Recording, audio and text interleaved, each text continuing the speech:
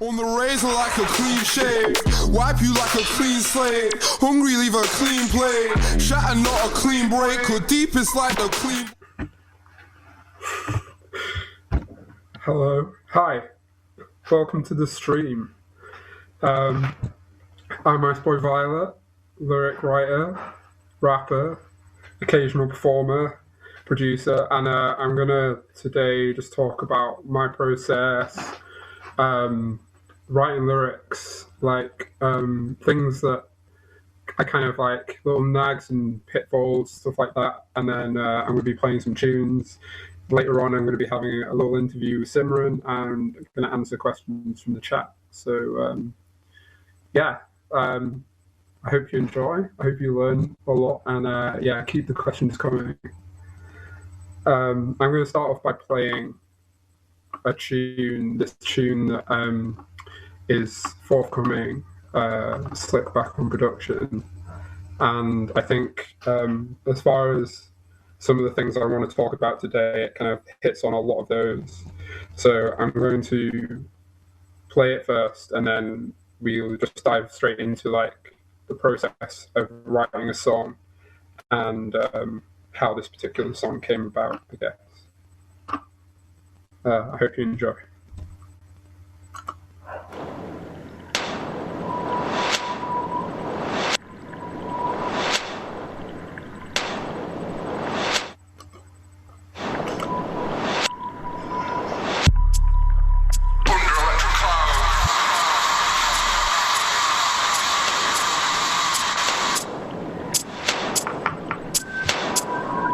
Under electric clouds, it's all getting hectic now. Ain't no exits, feeling the tension mount.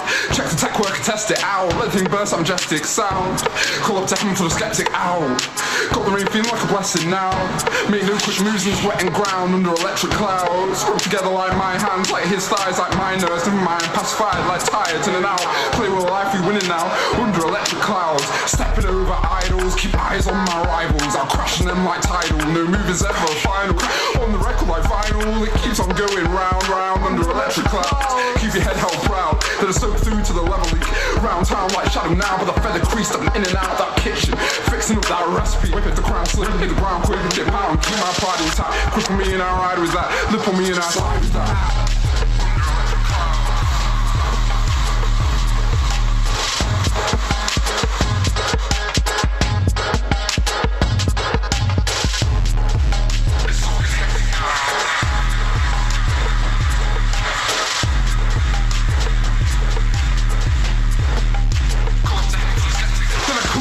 From the clap and the storm hits, I'll be under that. I was born into that tundra black, trying to get a piece of my 100 back.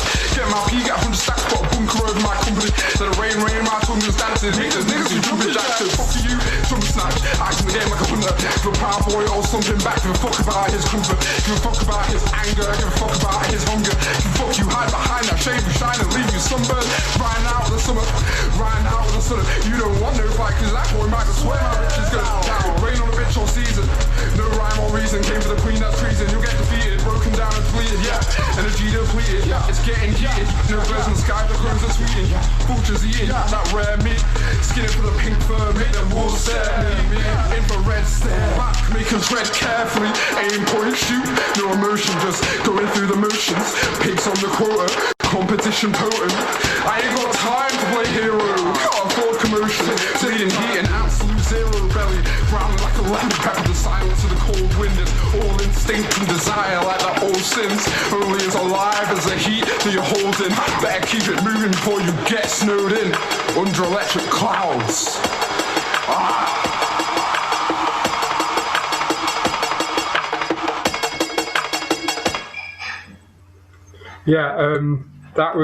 That's a song that I've kind of like finished fairly recently, recorded, and it's kind of like in the process of going back and forth. It's the song as it stands is a little bit different, but I just use this version because it kind of I think it showcases it's the clearest you can hear the lyrics. I'm actually going to play it again and go through the lyrics on screen so you can kind of read along if you didn't catch it the first time, and then I'm going to use that document with all the lyrics on, and we're just going to like go through it. So here it is again.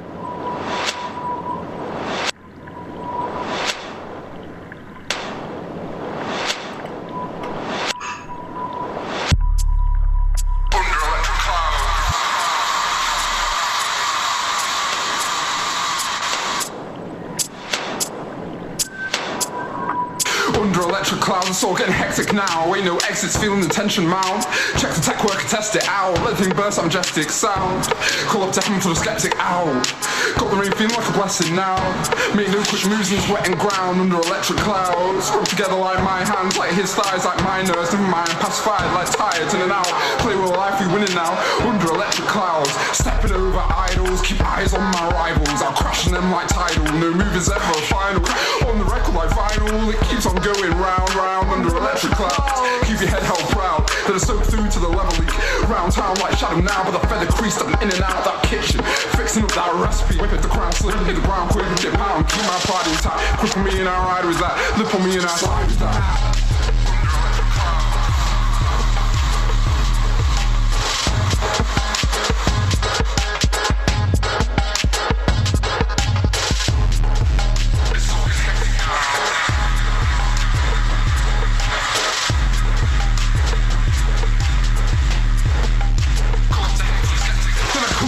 From the clap and the storm hits, I'll be under that. I was born into that tundra black, trying to get a piece of my 100 back. Get my P, get 100 stacks, got a bunker over my company. Let it rain, my tongue's dancing. Hate those niggas who jumping jacks, so fuck you, jump snatch. Act in the game like a hunter. Give a proud boy or something back. Give a fuck about his comfort. Give a fuck about his anger. Give a fuck about his hunger. Give a fuck you, hide behind that shade, we shine and leave you sunburned. Right now with the summer, right now with the sun. You don't want no fight, cause that boy might swear my bitch is gonna rain on a bitch all season. No rhyme or reason, came for the queen, that's treason. You'll get defeated, broken down and fleeted, yeah. Energy depleted, yeah. It's getting heated. No birds in the sky, the crows are tweeting. Vultures eating that rare meat. Skin it for the pink fur, make them all stare at me. Infrared stare back, make them tread carefully. Aim, point, shoot, no emotion, just going through the motions. Pigs on the quota, competition potent. I ain't got time to play hero, can't afford commotion. Bleeding heat and absolute zero belly. Ground like a lemon pepper, the silence of the cold wind is all instinct and desire like that old sins. Only as alive as the heat that you're holding. Better keep it moving before you get snowed in under electric clouds.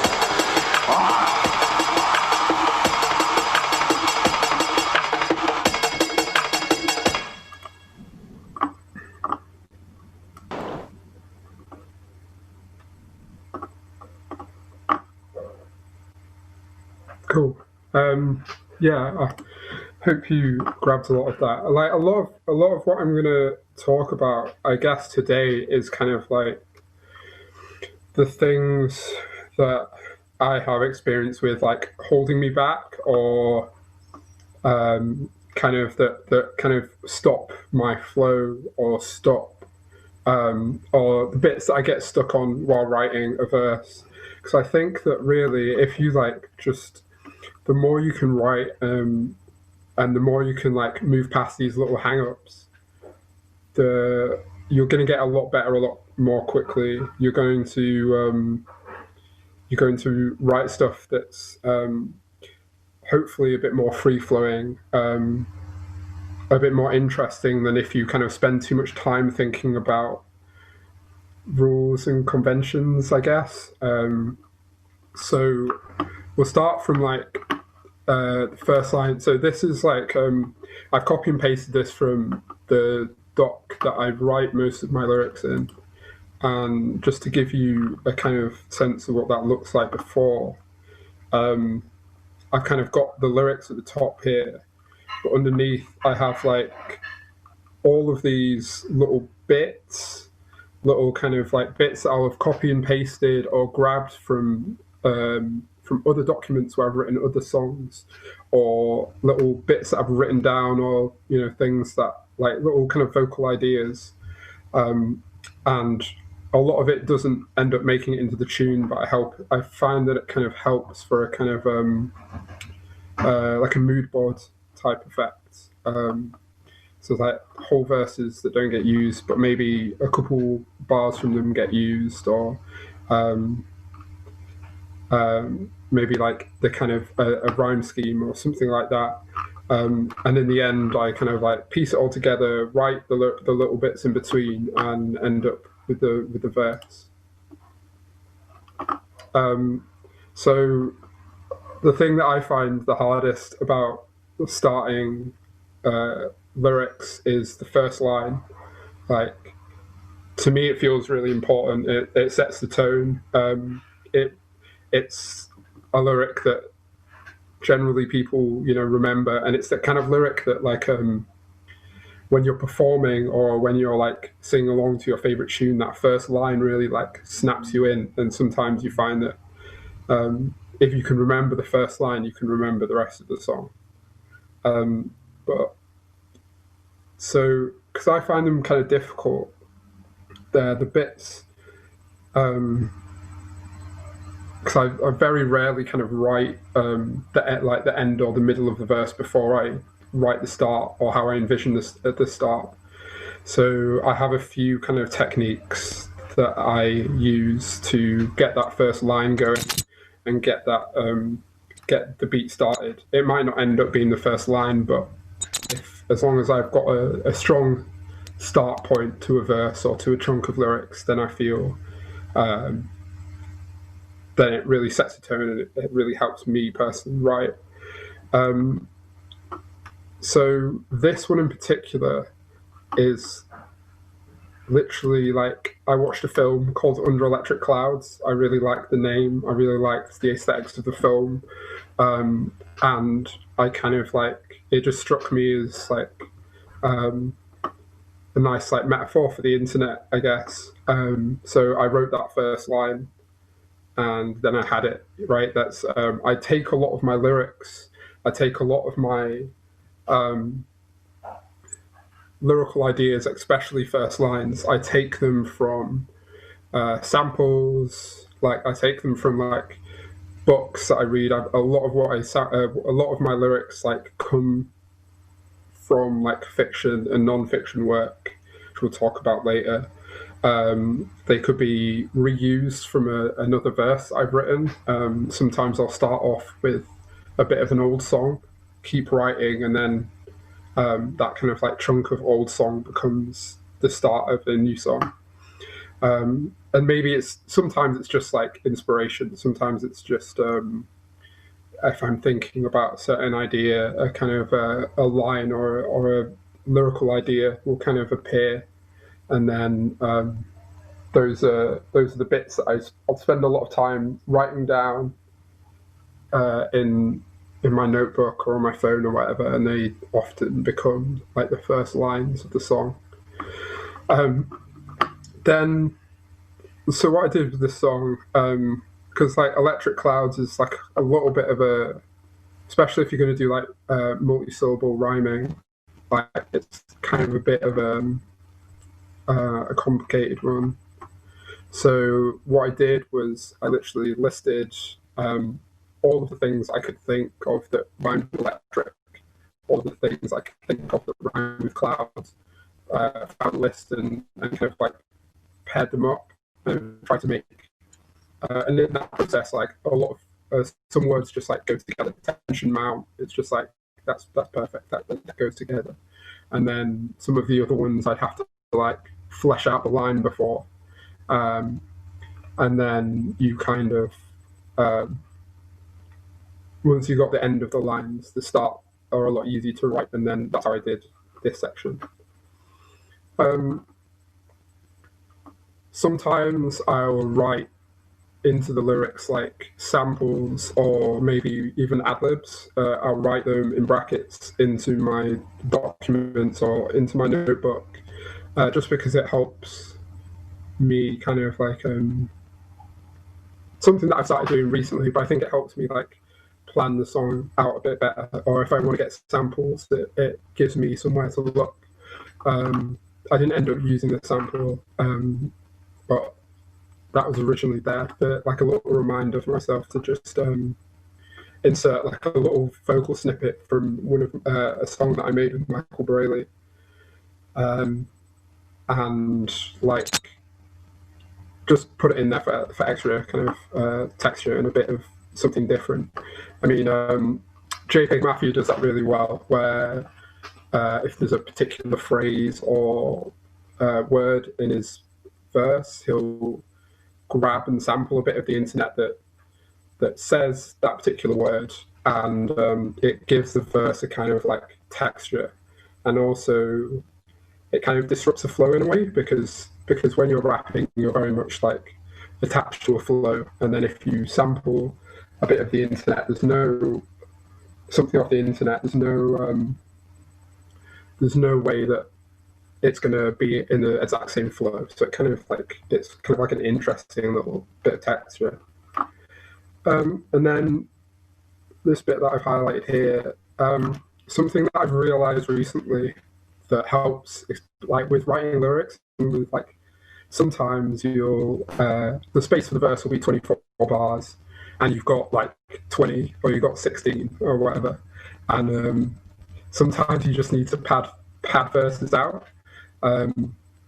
Sometimes you need to like drive home a point or set a mood, and repetition is incredibly useful for all of that.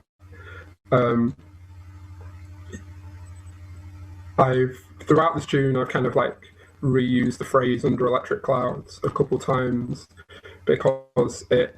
I think this is the first time I've ever done something like this. It just like it took a few bars out of the song that I needed to write, and sometimes I get quite lazy. I'll do something like that, but also it kind of like I wanted the song to feel like a storm, to feel quite busy, and a bit disjointed, possibly, and reusing the first line kind of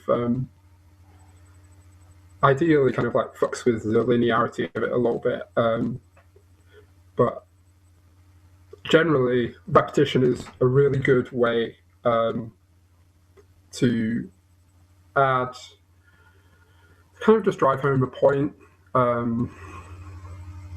A trick that I learned, like one of the most like an early trick that I learned that's really helpful, which is like just from listening to grime. At the end, they'll do a line, say, now I got a freestyle on the stream. They'll have a line like like the Ivorian Doll song, "Run a man down in my Jordans, run a man down in my Balmain top." Like that use of repetition is incredibly useful as like someone who writes, especially in rap lyrics. I think in singer-songwriter type stuff, that kind of particular like repetition is useful for driving home a point, especially. But in grime and in like rap music generally, that can be a really good way of switching the rhyme scheme, because the within one line, without like, because sometimes that bit of writing can be a bit of a block. Like you've finished a rhyme scheme, you want to change, but like where do you go? Because most of the time the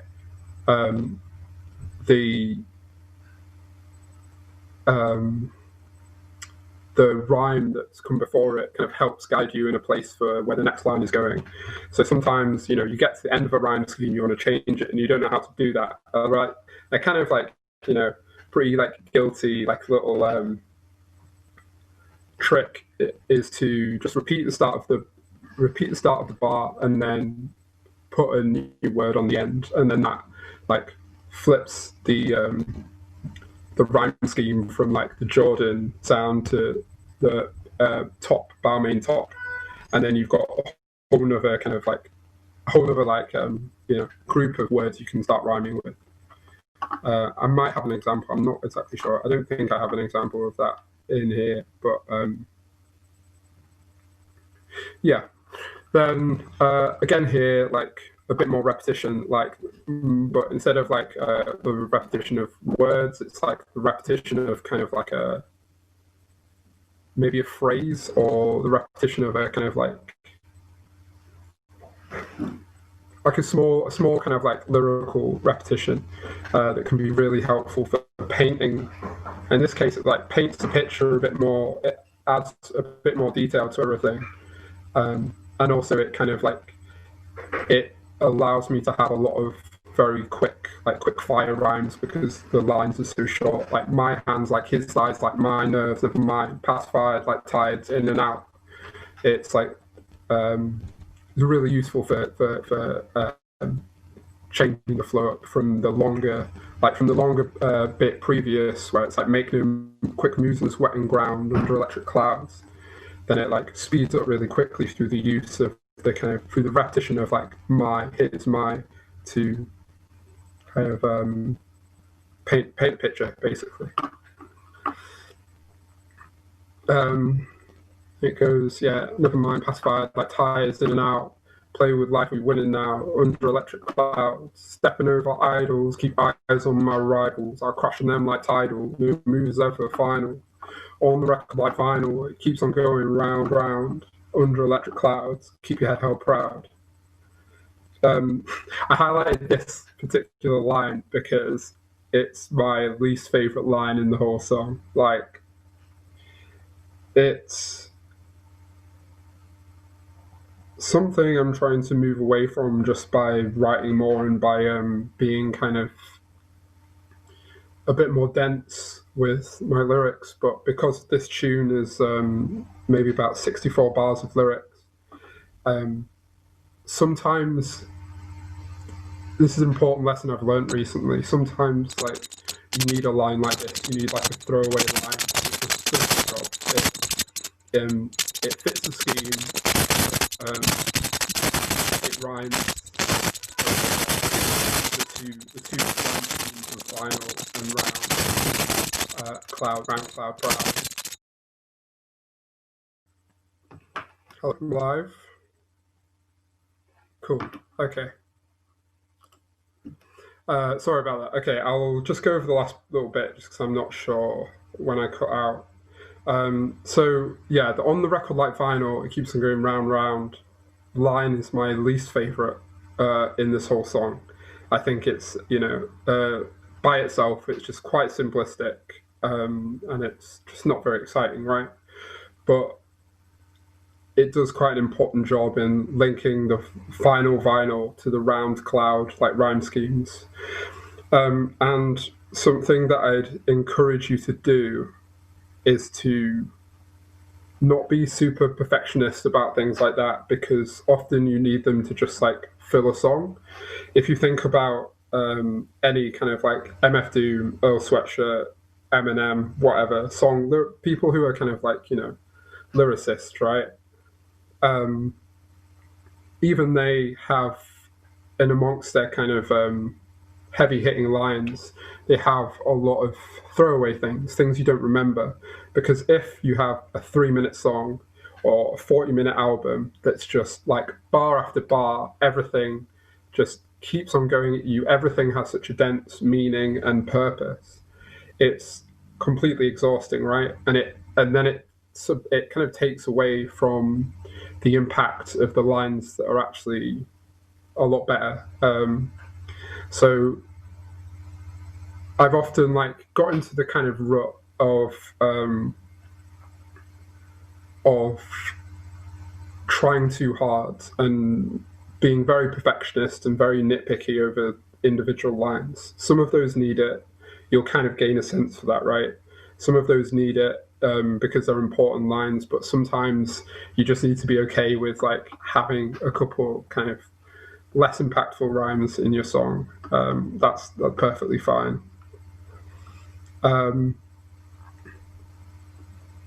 Yeah, so under electric clouds, keep your head held proud. Let it soak through to the level leak. Round town like shadow now, but the feather crease, stepping in and out that kitchen, fixing up that recipe.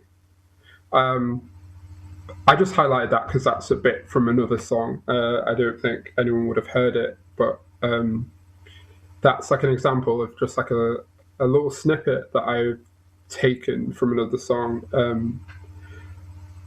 If I remember correctly, while I was writing it, I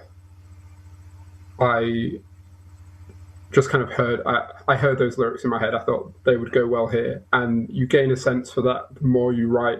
You kind of have a lot of your lyrics will just like be in the back of your head, and then sometimes they'll become really useful, and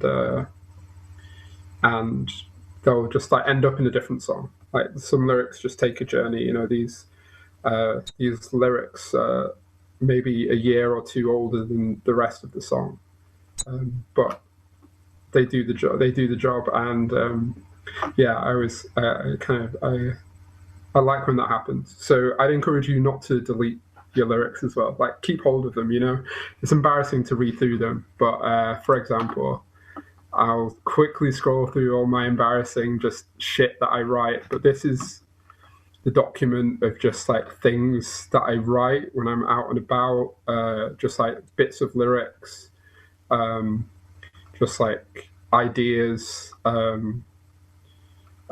bits from books that I've read or things that I've read online, and it eventually just kind of like, some of it makes its way in, some of it not, a lot of it doesn't, but I find it's helpful. And sometimes, like I said, if I'm trying to write a new song, I'll go through a document like this and see if there's like any gold.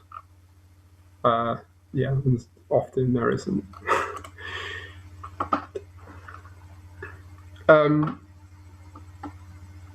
Yeah, so I highlighted the grip on me bit because I think it's I think this will kind of depend on what you're trying to go for, right? But and maybe this isn't the best example because it's not so obvious, but if you've listened to enough, if you've like gone to a set, or if you've listened to enough of like my vocal music, you'll know that I use the metaphor of ice cold, like stuff being slippery, stuff being cold. This is another one of those, like, I find that's been really useful for me in terms of just like writing a lot of stuff.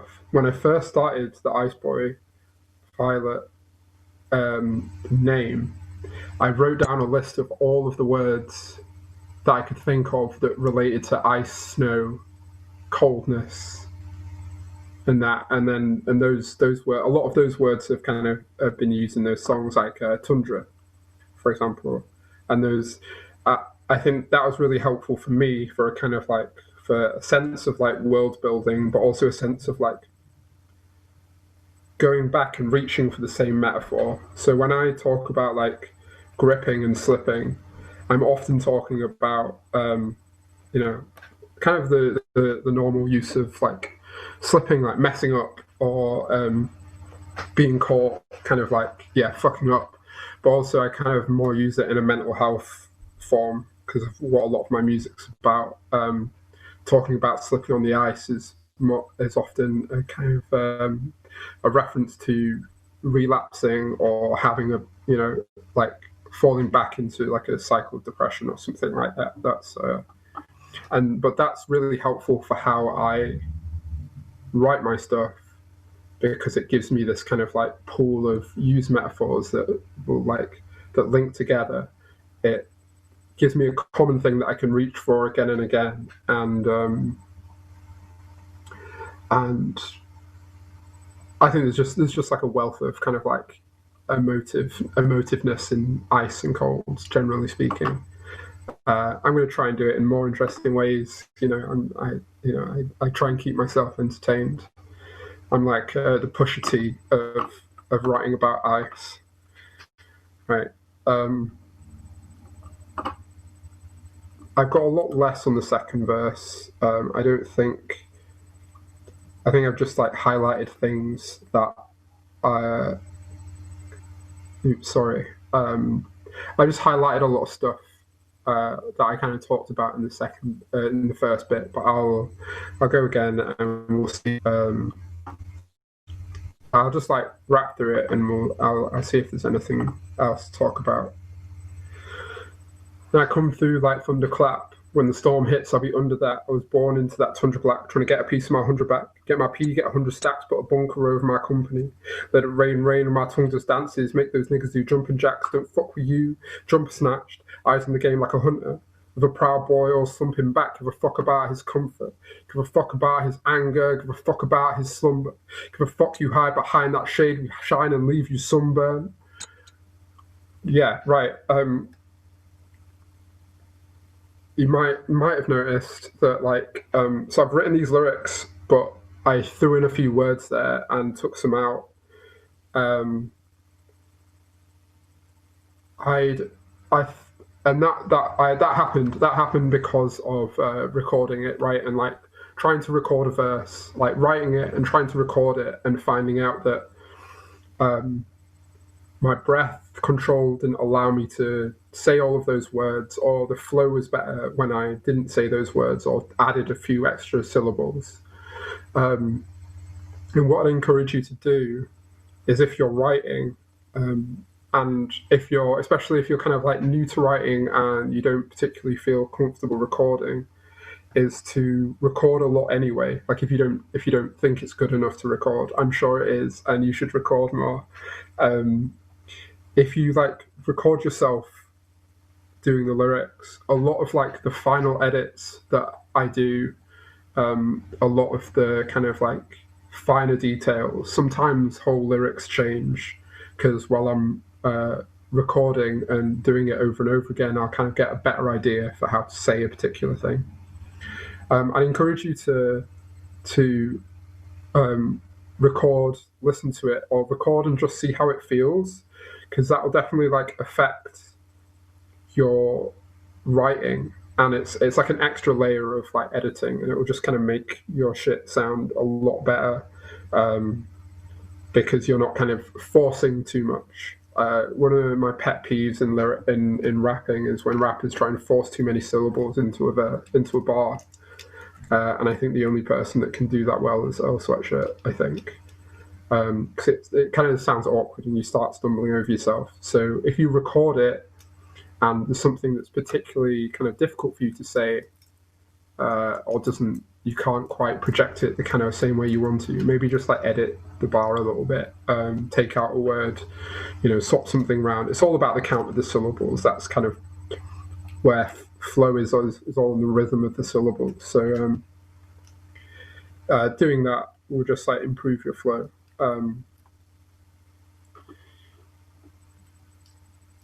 Okay, yeah, I think that's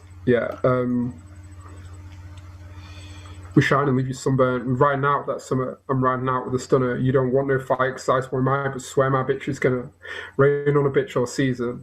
No rhyme or reason. Looking for the queen, that's treason. You'll get defeated, broken down and deleted, yeah.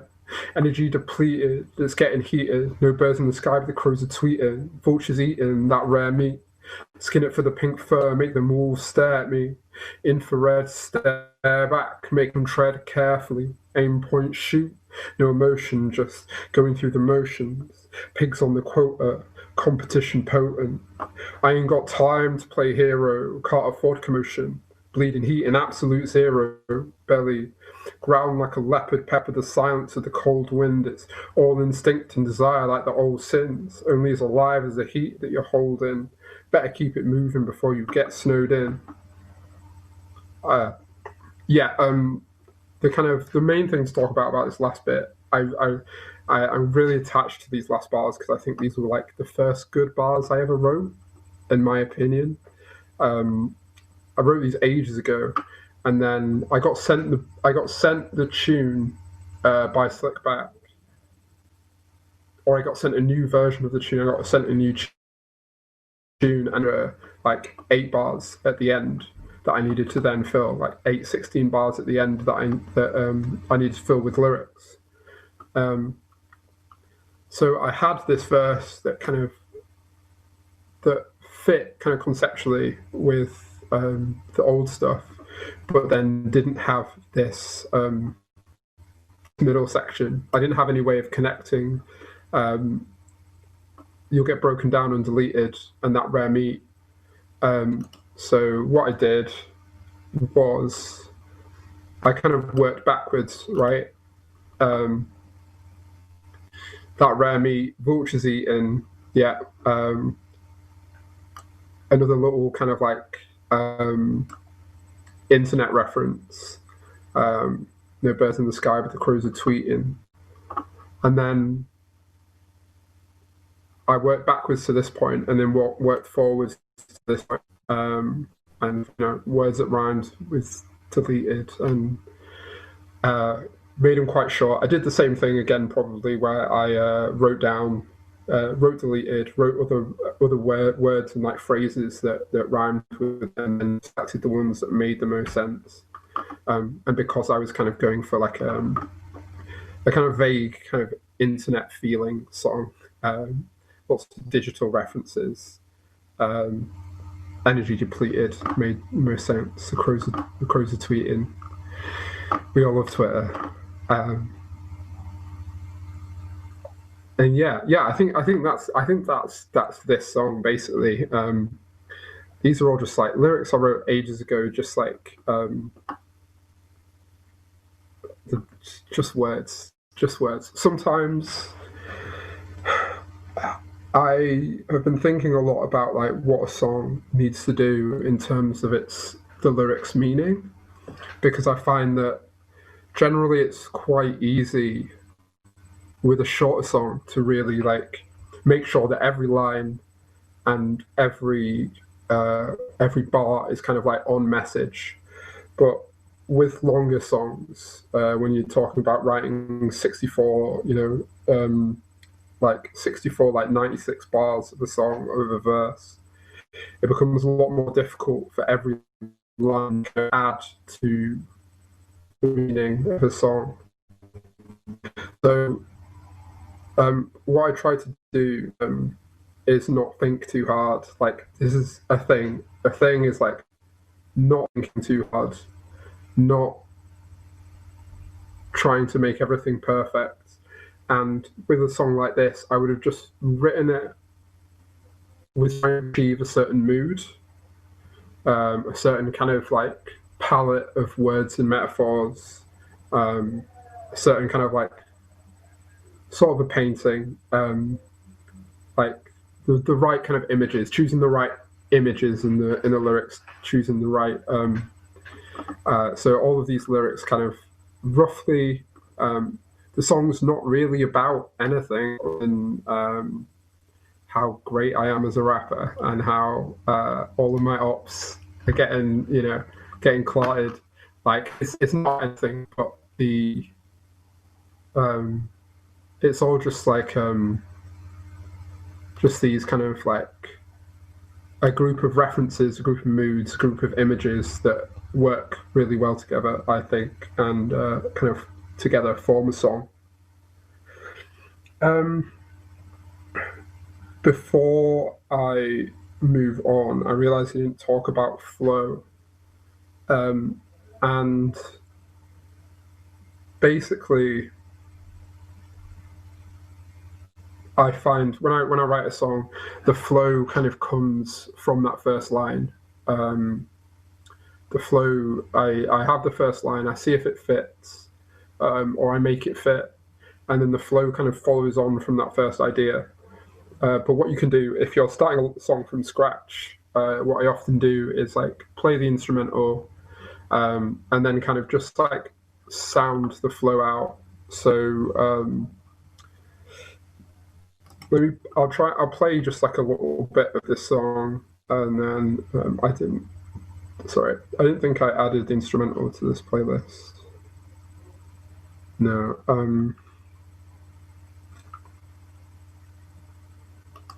I'll just kind of give you a short example of what I mean. So I go da da da da da. So I'll like just make sounds. Maybe I'll like make a couple sounds. So da da da da da da da da da Under electric clouds, it's all getting hectic now. Ain't no exit. So I'll like just kind of like sound it out, like sound out a flow, just like play kind of percussively and rhythmically with the song, and maybe like throw in some different sounds where I think the rhyming should be, where the rhyming words should be. So I might do that a couple times to find something that's really that really works, and then from there, you just got kind of like, once you got the flow, you just need to fill in the words. That's kind of one way of writing, having the flow, then just like filling in the spaces with the words you want. Did I write anything else about that song? I don't think so. Um, I think, yeah, it's also helpful to record yourself or to kind of have an idea of the lyrics that rhyme in your accent, because different accents are different and have different kind of rhyming groups. So with my kind of like pseudo northern accent, like it doesn't always like some words don't rhyme even if they have the same kind of suffix. So that's just something to bear in mind, right? Just like listening to your own voice and knowing what words rhyme and knowing which words sound good in your accent. Some certain sounds sound better, sound more musical, and leaning into those sounds can just make you feel better about what you've written and like make you enjoy the song more. I'm going to play something else. It's been a little bit since I played something. I don't know if I necessarily have. Well, I think I hit most of the most important things I wanted to talk about, and the kind of thing that I really want to just get through to everybody is that not it doesn't have to be perfect. Like writing the lyrics and finishing them is a lot more valuable than getting stuck on one particular like phrase or one particular bar, getting past it. So I encourage you, yeah, not to be a perfectionist. If you get stuck, things that you can do to kind of unstick, you can do the thing like I said, like write down a list of all the rhyming words that you can think of, see if anything kind of like grabs you, see if anything like makes sense. Because that itself can just like help you write lyrics. You know, you can read the last word and be like, I already know what the rest of the lyrics going to say. You can change the rhyme scheme. You can, you know, don't be afraid for things that just have quite sharp switches. I was listening to a song by Scam Rapper the other day, and none of the lyrics rhymed, and it was a great song. Like stuff doesn't even have to rhyme. Like, and then also sometimes just leave it. Sometimes just write something else, and then after a while you'll find that you've written the right idea or the right line to just like to carry on what you were writing before. Something that I've learned, something that I picked up recently from Earl Sweatshirt, it's like one of my favorite rappers. I encourage you all to listen to him if you haven't already. The newest stuff is particularly incredible. There's a sense of like writing the lyrics first, writing it more like poetry, right, or more like writing the lyrics or the feelings first, and then thinking about the flow after. It sounds like sometimes he doesn't write to the beat and then plays the beat and is like, okay, let me squash this and let me fit this into the tune. And that it's just good for like getting a lot of stuff out and also to like extract the most pure sense, right? So that's something that I think would be a good exercise, right? If you just like write some poetry or just write stuff that rhymes, write stuff that doesn't quite rhyme. Half rhymes are valid too, and then just like fit it over the beat afterwards. Another thing that can help is changing the beat that you write to. That always just like can unstick a lot of stuff in your head, because I've written to songs where by the time I finished it, I've probably listened to the song like 100, 200 times, and sometimes it just doesn't make you as excited, and it can kind of like it's just another kind of sticking point. Yeah, so I'll play this next song. This is called Godfather, and this is like a little bit different. I think most of what I talked about with the first group of lyrics are there, but we'll find some other stuff to talk about, and then we'll have I'll have an interview with Symrun and we start have some questions.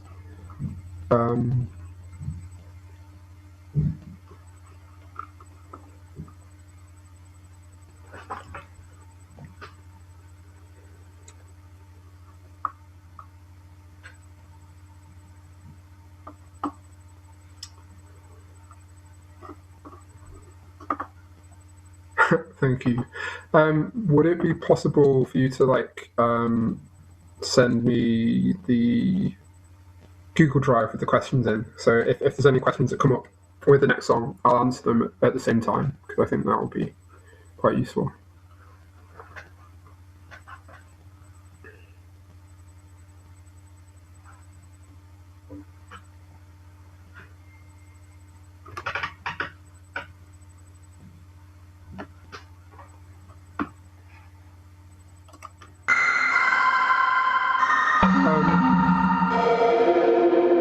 There we go.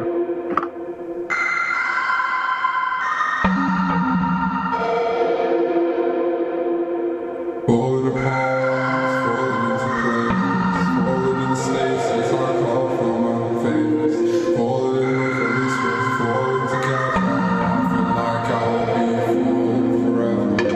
Tried to catch my breath, but it slipped through my fingers. Angels are calling me some real dead ringers. What's the motive? Still choking on last night. Driver said they're spraying heavy metal in the sky. Didn't ask why. Kept on smoking, new booze, new perfume, left petals on my side, half a vessel on my thigh, and the devil on my mind. I'm wrestling with time, myself to submission, it's mine. Falling apart, falling into place, falling in stasis, I can't find my face. Falling in love with this way, falling together, I feel like I'll be falling forever. Falling apart, falling into place, falling in stasis, I can't find my face.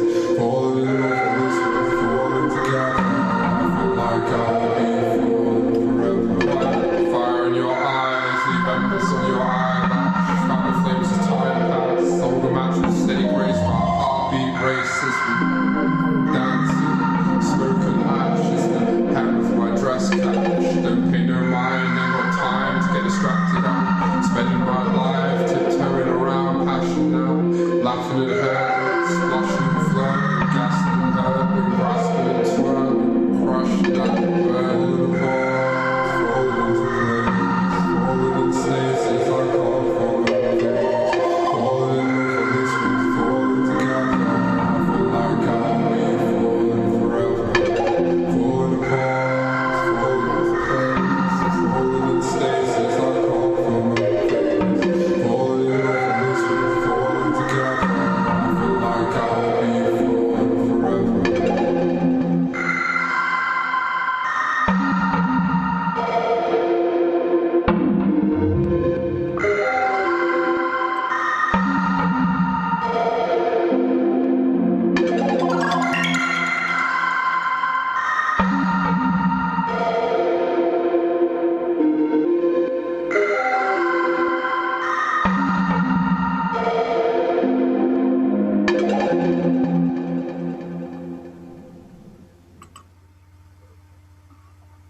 Cool.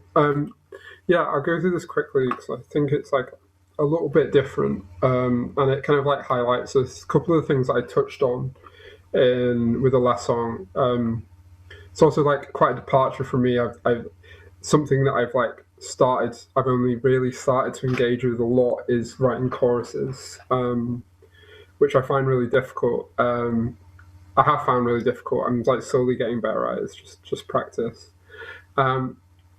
And this one in particularly I really like because it's mostly sampled from an essay by Hero Sterl. I'm not sure how to pronounce it. Hito even, which is about, it's like a kind of like an essay about topography and looking at maps from bird's eye view. Honestly, the essay, like I obviously haven't absorbed that much from it, but there was a section in it which was talking about the word falling, and said something like, you can falling is like crashing, falling is you fall into like disrepair, you falling apart, you also fall into place, you fall in love, and kind of like highlighted all these uses of the word fall. Basically, it's a really beautiful paragraph. I wish I should have written it all down, but I read that and it was like, I thought it was beautiful, right? And I was thinking at the time a lot about this idea from another author called Venkatesh Rao, about crashing, about which is the act of failing, like failing upwards, right? Like failing and learning through failure. Basically, it's not necessarily super complicated. It's just like crashing, like in that process, picking the pieces up and building something better with new experience. And I was reading those two things at the start of quarantine, and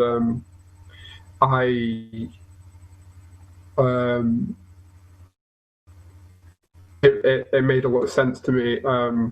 I was like spending a lot of time with my partner and feeling really good about it, and but also having my kind of like own periods of like mental health issues. So I basically just took falling apart, falling into place bit. That was, my first lyrics, my first line, we're good to go. Falling in stasis, I can't feel my face, that's mine. Falling in love, at least we're falling together. I feel like I will be falling. So basically just kind of like sampled the idea and the first few lines basically, and kind of like shifted the metaphor, or shifted the kind of like purpose of the writing away from out of its academic context and into kind of personal, like talking about personal experience. And I think like the best thing that I do for writing lyrics and improving my lyric writing is just reading stuff. I find stuff to sample, I find interesting metaphors, I find interesting style, and sometimes I'll write lyrics that I kind of modeled on different authors. So, for example, the latest one was reading Anna Kavan's Ice, which is a bit of a kind of like hallucinogenic in places. Like stuff doesn't make sense. Like the space doesn't feel real, and that really inspired me, and has inspired some of the way that I've written lyrics since. So like if you're wanting to like take lyric writing seriously, I definitely just I think you should just read lots of different stuff, because it's all inspiration and it's all new words. It's all valuable. And then I tried to catch my breath, but it slipped through my fingers. If angels aren't calling, some real dead rings. What's the motive? Still choking on last night. Driver said they're spraying heavy metal in the sky. Didn't ask why. Kept on smoking. New booze, new perfume. Left petals on my side. Half a vessel on my thigh, and the devil on my mind. I've been wrestling with time, but I sell the submission. It's mine. With this verse, the first like 4 lines were actually, I originally wrote about my friends calling me while I'm hungover after a party, after like a night or a night out, waking up, kind of not feeling very human, and I'm very proud of this line. Angels, Real Dead Ringers. Anyway, yeah, and then in the process of writing it, it just seemed to fit. I just liked how the lyrics sounded, and I liked how they sounded on top of that beat, and like the kind of vague picture they painted, and just transplanted them basically. Driver said they're spraying heavy metal in the sky. Didn't ask why. Kept on smoking. So that's actually something that someone said to me. I was taking an Uber to somewhere, and we got talking about coronavirus, and the Uber driver was like a conspiracy guy, right? And he was talking about all of these loads of different things like 5G and whatever, and then he was talking about how planes are spraying heavy metal in the sky, which is something I didn't know about before. I didn't, but also I get a lot of my lyrics from other people, talking to other people and hearing other people talk, because often people talking with their guard down casually can be incredibly poetic and beautiful, and those lyrics can mean a lot to you, as which I think is still the most important bit. If lyrics mean a lot to you, they'll mean a lot to other people in ways that you don't expect. Right? You can talk. Yeah, I can write lyrics about my own experiences with something, and they will relate to other people one way or another. So yeah, always be listening and always be writing things down, because people say like amazing shit all the time, and like I feel like writing a song isn't just like something that I do.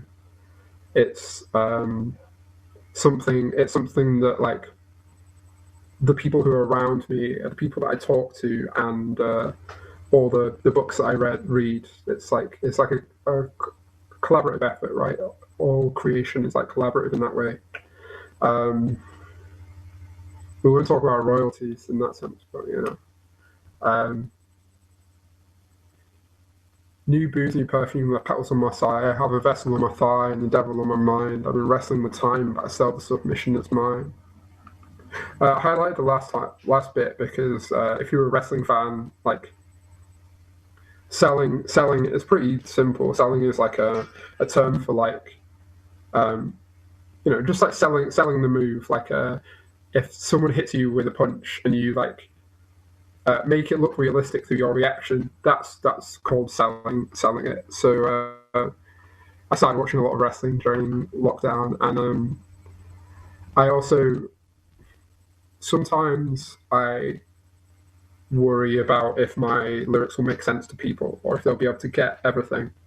And I don't think this is the best example, but I don't think you should worry about that. Sometimes lyrics can just mean things to you. Sometimes lyrics can only make sense to like a very certain group of people who have like a certain bit of knowledge, and that's just like your in-joke or like your hidden reference for like some TV show or movie or something that you're into. It can be this little kind of like coded message, and I think that's kind of beautiful. Okay, I'll go through this verse really quickly and we'll start doing the interview, because I feel like I've talked enough about my lyrics.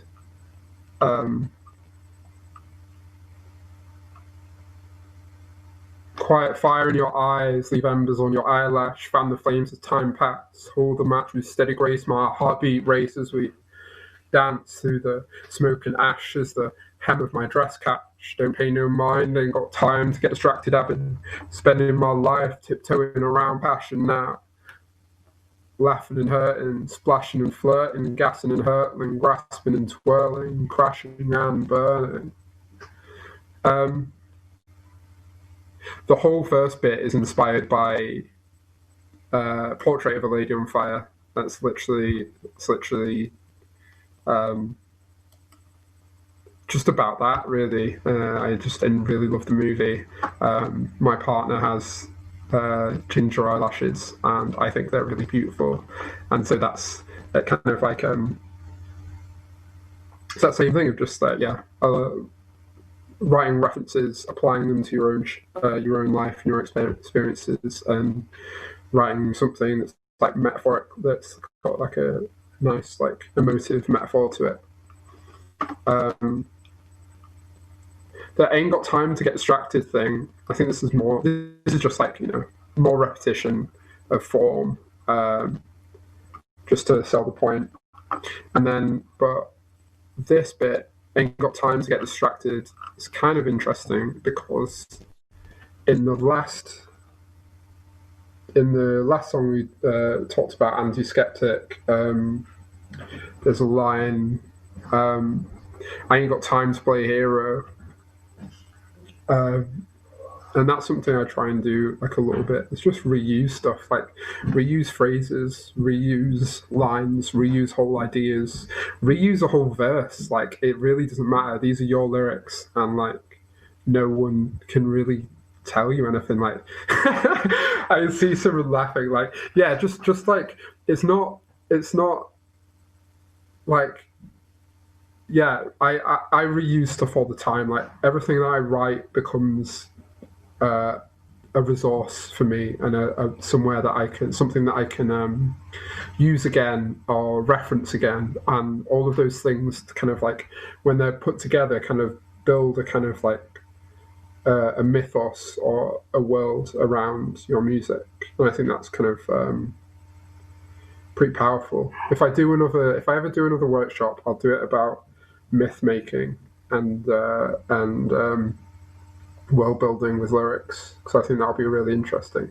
I also want to say, just quickly, if anyone has any lyrics to send me or they want my feedback on anything, if they just email me at iceboyviolet@gmail.com, just send me anything. Send me recordings. That's always more helpful because then I can hear the flow and I can hear how it works. And I'm always happy to give feedback and advice. But yeah, with that, I'm going to... we'll start the interview with Symrun, because I think you probably heard enough about me talking about my lyrics. If you've got any questions, let me know, please. And thanks for listening to me.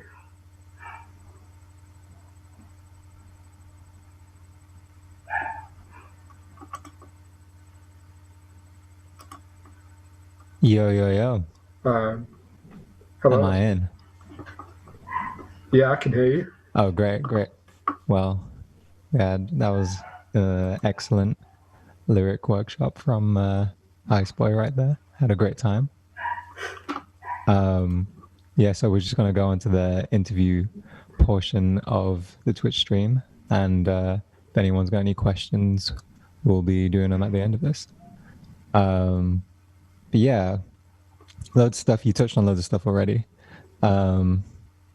But I guess one thing is like a producer, lyricist, and like, when it comes to writing lyrics, when you're producing, how does that happen?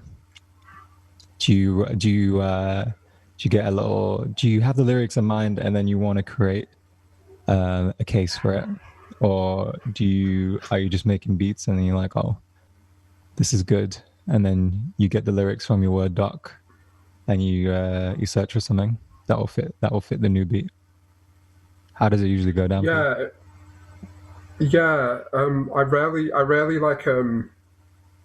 rarely make a beat for certain lyrics.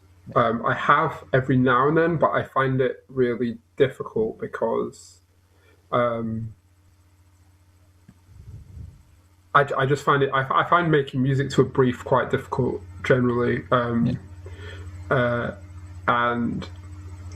But maybe so when I'm mostly how I'll make a song, a self-produced song, is I'll make the beat first and the lyrics come after, or I'll make a beat and then I'll be like, oh, these lyrics really go well with this, and then just wholesale drop them on the beat.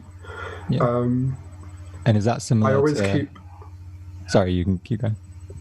I always keep my notepad by my computer when I'm writing, when I'm making tunes, because often when I'm writing tunes, like a little snippet of like flow or a little snippet of like lyrics will come to me, and I can write them down, and then I kind of can keep going back and forth between the two.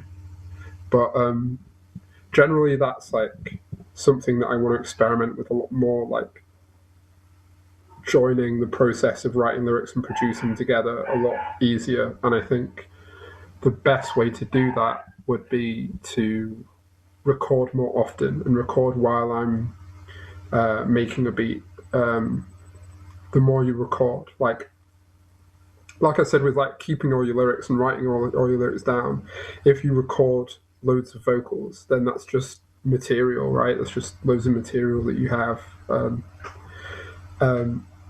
Yeah, that's something I'm trying to get a lot better at. Is like it's JPEG Mafia style, like moving the production around the lyrics and moving the lyrics around the production until they become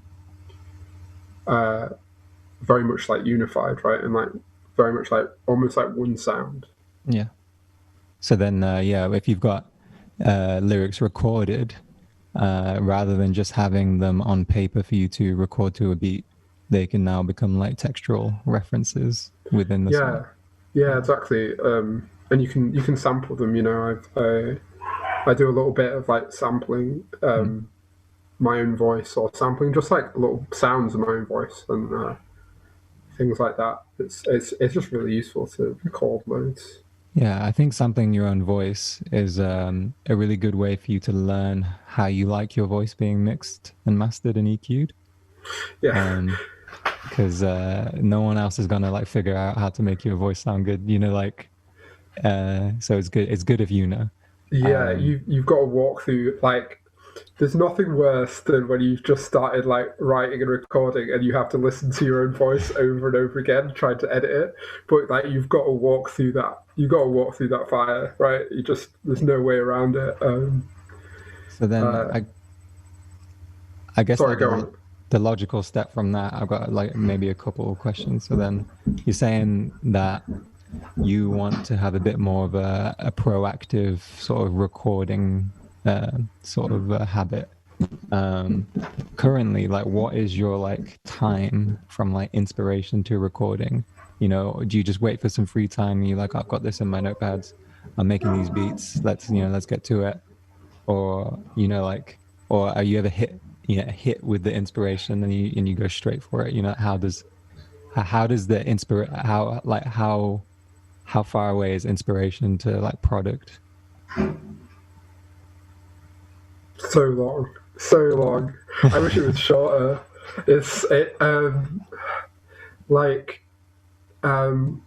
Because everything's like it's very written. A bit of advice I got from my mother that I'll pass on to everybody. It's just to sometimes like when you're figuring out a flow, just freestyle, just record it, just try and freestyle to the beat and then see what sticks, see what happens. Maybe you'll have like some words will pop out at you. That's a really kind of like nice generative process to get at lyrics and things like that. And that's something I've been trying to do recently. But no, it takes quite a while. So the first thing I played, Anti-Skeptic, that started off with a completely different beat. And I think that writing it to a different beat was really helpful. Because that beat was a lot less interesting rhythmically. So when I basically copy and pasted it, or like over the top it, the flow worked a lot better. Those lyrics, or the start of those lyrics, the oldest bit of those lyrics would be about 4 years old now, maybe 3 years old. And I've just recorded it like a couple months ago. So that's how long something can take. Sometimes if the less like lyrically dense something is, the easier it is for me to get from A to B, right? But generally it takes me ages, just because it takes me a long time to write. I find it hard to force lyrics out. Sometimes I have to, and that's something that I've been practicing a bit more, is just writing loads and just forcing stuff out, even if it's not good. Because if you do that, you write 16 bars, 4 of those will be good, at least, ideally. It takes ages for me to write a song. And takes sometimes I need a bit of bravery, I guess, to start recording.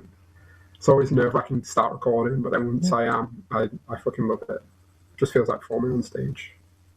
That's good to hear. I mean, it's just good to hear that it's not some sort of 30-minute magic like a lot of artists say that it is.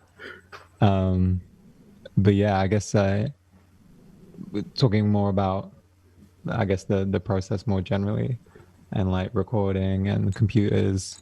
Like, do you have like a method for like your like computer like hygiene or like organizational skills when it comes to like storing beats, ideas? You keep it organized? Does that help? Does it not help? Is it better just to not keep really. everything messy? I think that's like a personal thing, right? Personally, for me, my shit is all over the place. Like, it's something I'm trying to get better at. But I mean, if it's like anything similar to like the state of my room, then it's just I'm never gonna be good with the files. My desk is a mess. Everything is messy all the time. It's just kind of how it is. Like my folder of bars is a mess as well. There's something in the chaos, right? Yeah, definitely. And then a bit more like into that, when you are recording, are you probably in Ableton or something? How do you? Yeah. Is there something that you do to not get distracted by like Chrome tabs? Procrastinate. It stops you finishing the song. Is that something that you just let happen, or do you have to discipline yourself?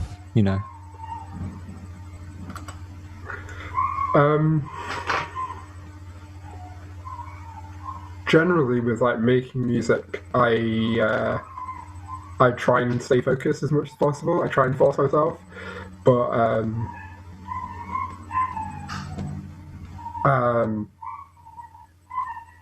that's not always super easy. I get distracted. I'm not a workhorse. I really look up to like Madlib and Young Thug, who can make songs in 30 minutes and can just like go and do it for 8 hours a day. But that's just not me. So I generally like just try and let things happen and let when I write, I keep my phone kind of away from me. But something that I love to do when I'm writing is if I have an idea for like, so I've got a song called Refracted, which is about broken glass. And when I was like, I had the concept of the song, I was like on my phone while writing it, just like looking through like techniques of glass blowing, kind of different words associated with glass, like different forms and different styles of glass blowing. Like, one of my favorite things about writing lyrics is like the process of learning about the topic that I'm writing about. Like, I'll be back and forth with Google, just trying to like see if there's anywhere interesting or anything I can reference, anywhere interesting for it to go. So I kind of keep my phone around me, but I try and stay off my phone. Yeah. Try and like get in the flow. But once I'm recording, like when I'm recording, like, and I'm not going to stop until I'm done. Like, recording is the easiest thing to me because it just feels like such a release. Like, messing with a compressor is cool for some people, but like that doesn't hit me in my soul, like it doesn't excite me. So yeah. When we're that's that. I mean, that makes sense to me. And when you were talking about Ultraseptic and Godfather, you got inspiration from the Electric Clouds film, and you got inspiration from that essay.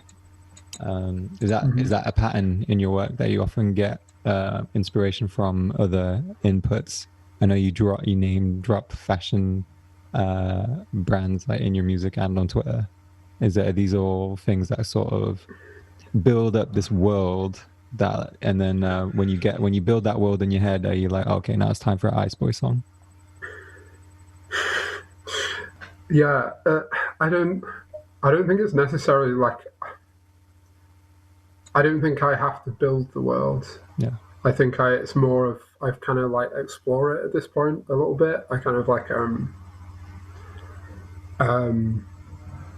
or maybe I kind of like maybe I detail it like the world is there because like I when I started Iceboy was going to be a character, right, a complete like character, and I very quickly realized that writing, for me personally, writing from someone else's point of view, a character's point of view, was really difficult. So it's all, so a lot of it still takes place in this kind of quite cold, quite like sometimes uncaring, harsh world. But it's mostly me just like detailing it a little bit. But I take so much of what I write is like inspiration from what I'm reading and what I'm watching at the time. I think that's true of like a lot of rappers. Like God knows how many anime rappers there are now. Like a lot of rappers like reference things they watch, but I try and like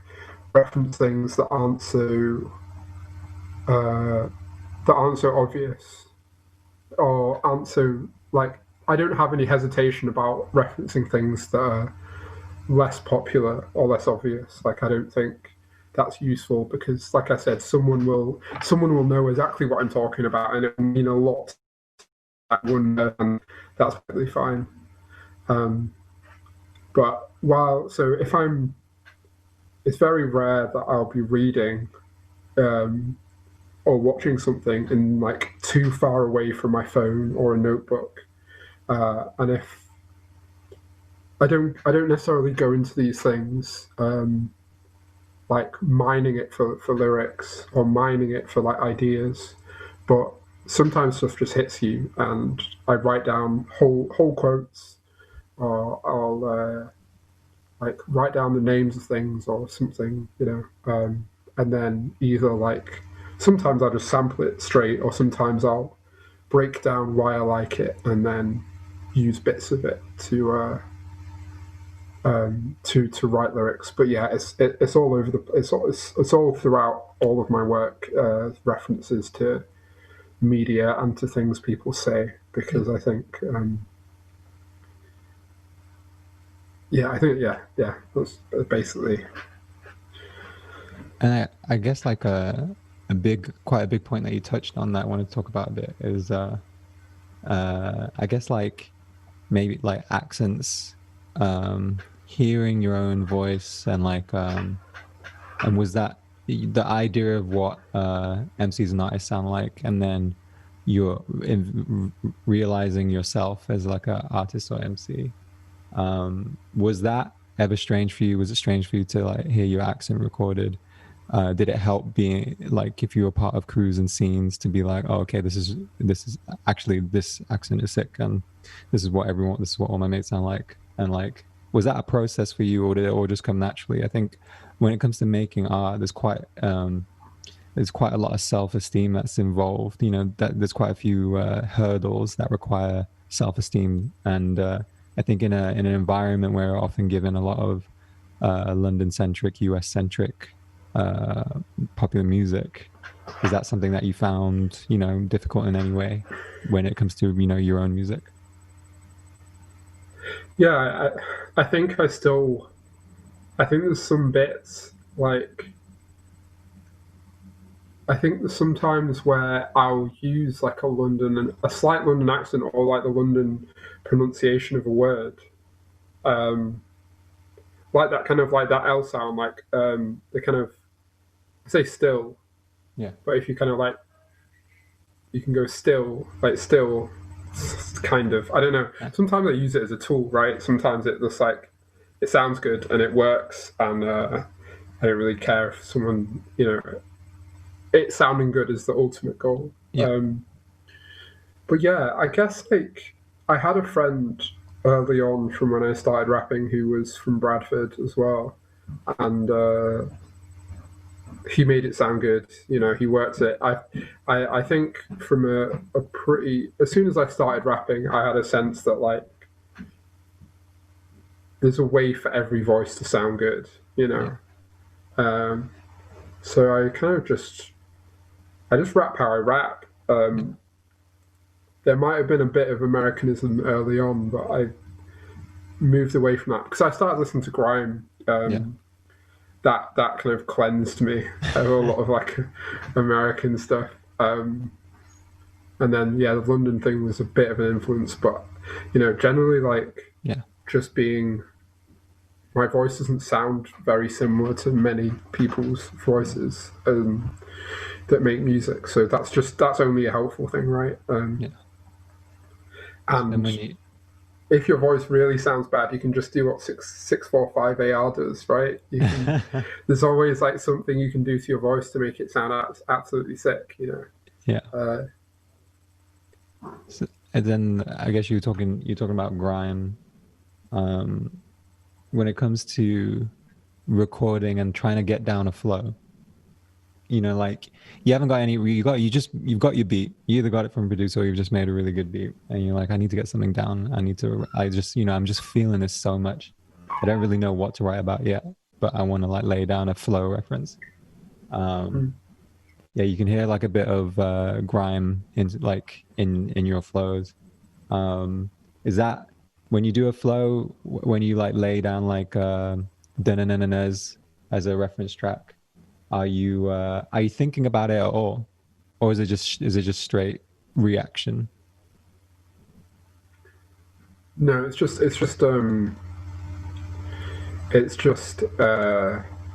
freestyle. It's just like it's just doing it instinctually, and then like grabbing on something that sounds good. Or sometimes I don't even record it. Sometimes I think it just helps to kind of have a vague idea of what kind of flow sounds good.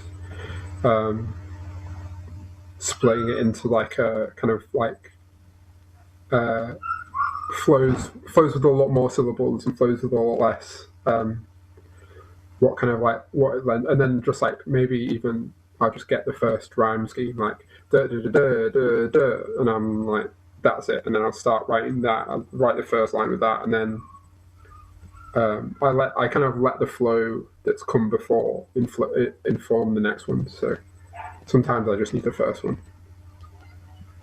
And I guess my last question is I guess it maybe talking about your inspirational like lineage.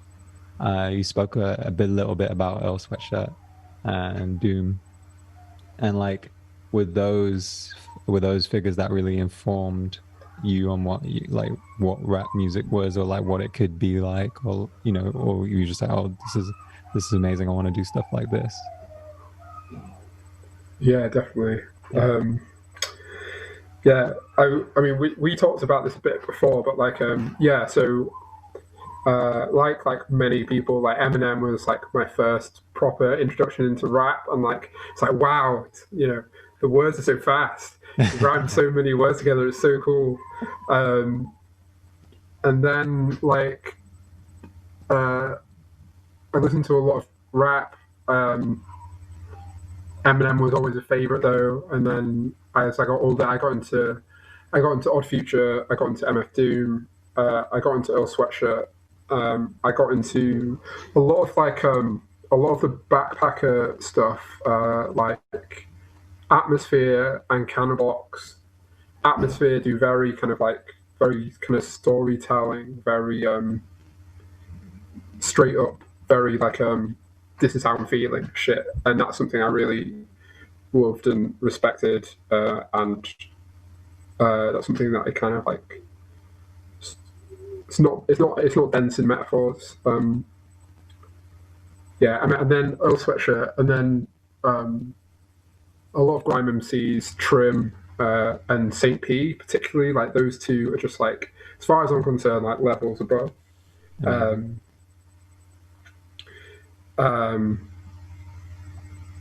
And then just like other lyric writers. A friend told me that like sometimes my lyrics sound like they sound very like new metal, very like Linkin Park. Oh my God. That's sick. Yeah. that's perfect. But yeah, I think like just as important as like taking bits. So I think also there's like novelists, right? And there's like not novelist like writers who've informed my style as much as musicians, right? And rappers. I think that's kind of like and singer-songwriters and people from just like other aspects of like writing inform that kind of stuff. But I think what's really important is also like learning how to not take too much from one person, because there's a lot of like rappers who sound like MF Doom raps, right? And you're never going to do it better than MF Doom. Yeah.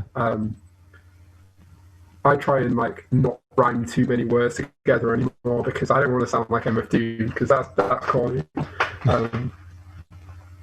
And like Earl is a great example of that, because Earl used to do it. Earl's favorite rap is MF Doom. Earl used to do it loads, and now he's like refined. Like I used to say MF Doom is my favorite rapper, but Earl has refined MF Doom's style with his own kind of input to such a point that like now Earl is my favorite rapper. I think like personally I enjoy Earl's music and lyrics like way more than MF Doom's. Yeah. It's just so dense. Like it's so dense and it's so layered and it's so emotive. Even when it's like not really giving you the details of what's going on, you kind of have a sense of what's going on. I don't know. I really love like, especially the last two projects that Searle's put out. Just are incredible. We got to look into Iceboy's iTunes right there.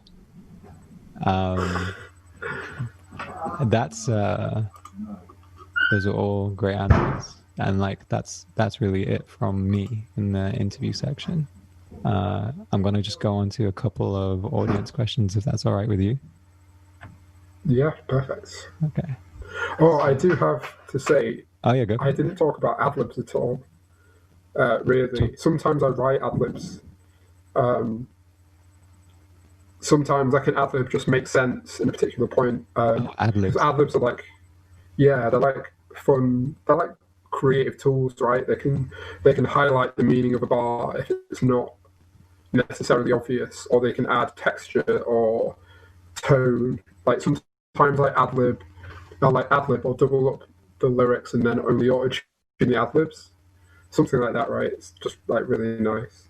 But most of the time when I ad-lib, it's just me freestyling the ad-libs, like going over the beat like 3 or 4 times, going over the song, and then freestyling the ad-libs. Getting the ones I like and the ones that sound the best, and just like playing with them just like any other kind of musical information. Just sample my own shit. Yeah. Yeah, I think ad-libs are actually a very important part of the vocal writing process. They can create so much more momentum in a song when they're used correctly. Do you write your ad-libs ahead of time? Do I write my ad-libs ahead of time? No, I don't. If I feel like I think my whole process is a lot more freestyled than yours. So, and I think my ad-libs, and I think my ad-libs are super duper freestyled. And like I try and think about it as almost as little as possible, and I just try and do what makes me feel good more than anything. I guess like in that way my ad-libs stand in like contrast to my lyrics that are heavily written. Like the ad-libs are just like a chance to like just go wild and just respond to the song. And just like add that extra level of feeling. But I tend to like try and drag the most emotionality out of everything. So I'll record things over and over again until I get more hyped, and in the like until to the point where I'm like recording it and like shouting it or just getting that emotion down. I don't know. And then like ad-libs are just a lot of fun. Yeah. I mean sometimes the ad-libs just like make it feel way more like it's a live show or something. But I guess onto the audience questions. The first one is when performing live, your sets often respond to the room and moment very closely.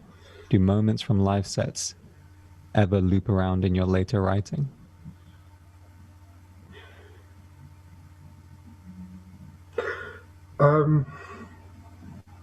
Sometimes I'll write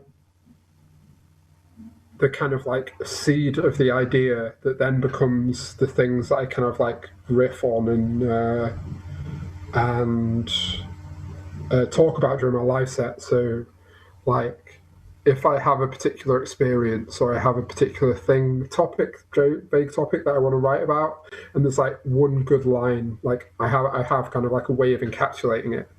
I might write that down beforehand, because that might be something that I just shout over and over again, or something that like spawns what I'm going to talk about in that little kind of the in between bits of the songs.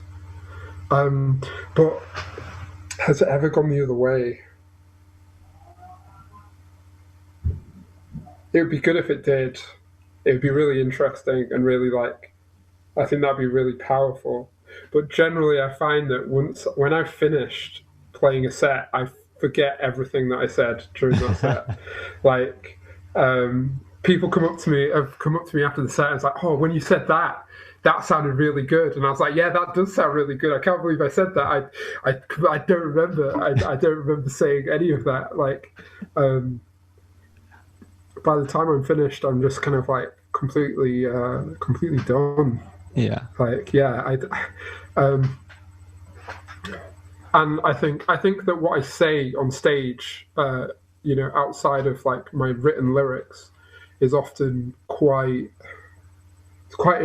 all improvised, and it's quite like it's quite naked in a way that I've often found it uncomfortable to be in lyrics. But I think that's a good idea. I think I should start doing that, because like those moments of being naked, Yeah. just being like, I'm really fucking sad, but it's okay, or maybe you'll be fine. Who knows? It's like saying something so plainly can be just as poetic or more poetic than making it really complicated and couching it in loads of metaphors and stuff, I think. So maybe I'll start doing that. That's a good idea. Yeah, it is. BFTT says thanks for answering his question. Yeah, I thought it was Ryan. And the next question is, do you ever enjoy writing with other people? No. No. No, I haven't done that much, Right. because I used to have a very close friend who was a rapper, and that was the closest we ever got. Like we'd write to the same song. We'd like make songs together, and we'd write. And sometimes I'd just kind of go, or just like when we'd be hanging out doing anything else, I go, I've got this bar, or we'd rap bars to each other, or I'd be like, I've got this one bar, say like in this. I mean, what the fuck? So I've got this line here, like avant-garde heartthrob. So I was like, maybe I'll just be like, oh, I've got this line, and then he'd come back at me with like, oh yeah, then the next bar. But I'm really self-conscious about my process, Yeah. and I'm a really slow writer, so I generally don't like writing with people. I'd like to try writing for people maybe one day. That would be interesting. Yeah. But and maybe I'd like to get to the point where I felt comfortable and confident enough in my rhymes to write with a I'd like to have a band, kind of, I guess, one day maybe, a group of like have another vocalist to work off and like write together. I think that'd be really challenging and really fun. But at the moment, the idea just like terrifies me more than anything. Would that like extend into like guests versus or features? Are you not into that idea? I've only recently started like asking other rappers for like I've got a song with Demon coming out, and that's like the first time I've ever asked a rapper who I didn't like, who wasn't already just like a close friend, Yeah. to get on a jump on a song, and that was just like, I think mostly like rappers. I think people who write their own lyrics are very defensive, in particular, about the words they say. So I wouldn't like, unless someone asked me for help, I probably wouldn't like offer help. But with that song, I'd already written my verse, and I was like, "Here's my verse. This is what it's about. Go wild, I guess." Like, yeah. I trust you. I wouldn't ask you to do it if I didn't trust you enough to write something good. Yeah. So yeah, that's that. Yeah, writing with another person in the same room seems. Yeah. There's a lot of weird faces. There's a lot of like listening to the same beat over and over again.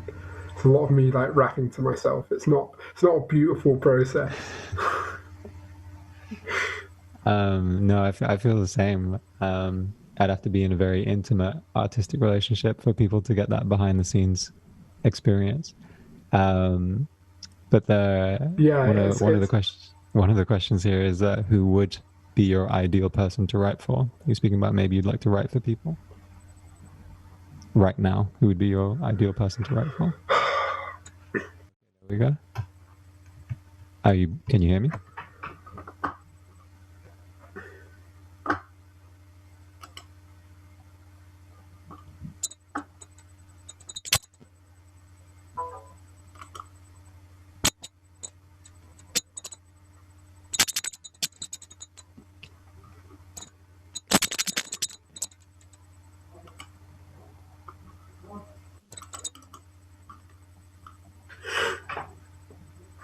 Oh, I think we can hear you, Lou.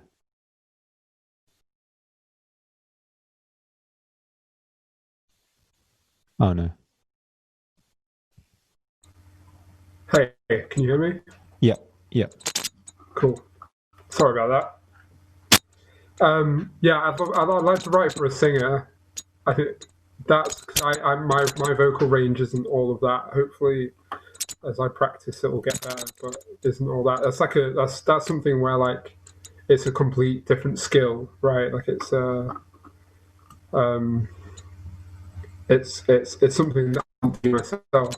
And I just like to write to someone with like a completely different voice to me. I think that would be the interesting thing. Maybe writing for someone who doesn't rap. If I could get like if I could get like if I could get, I think what she was playing games. If I could get some spots on it, like for him, like people that just like don't, people that just like haven't experienced rap.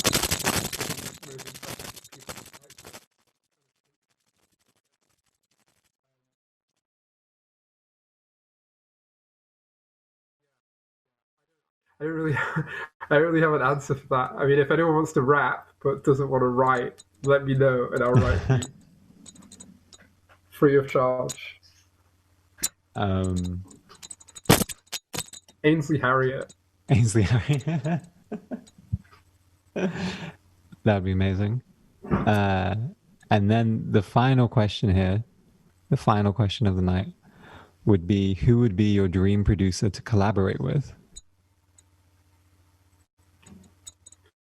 Oh, that's mean.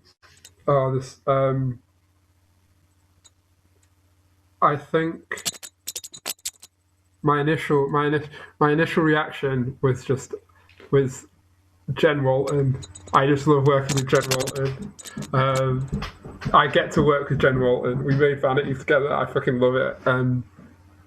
If I could work with anybody, any producer, I'd want to work with Saliva.